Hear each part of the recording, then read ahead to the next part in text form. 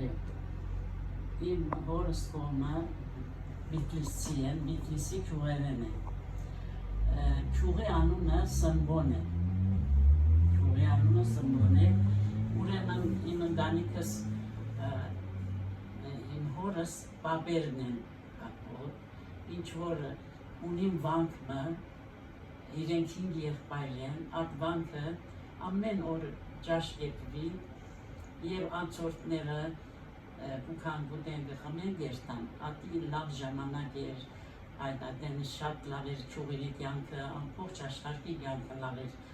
ատի առաջ։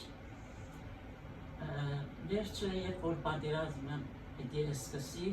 արդեն բուքան թուրքերը մեր այդ վանքը ամենը կքանթեն։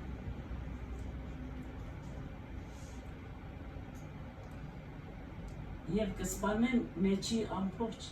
ընտանիքը, 30 անձը կա այդ ընտանիքի մեջ է։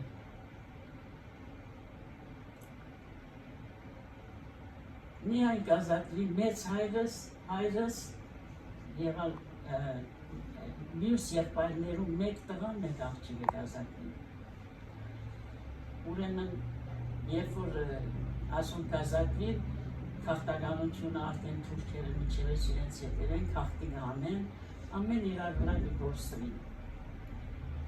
Իմ հոր եղբայրս մեծը, անունը Վարդան է, հոր եղբայրս շատ ավոր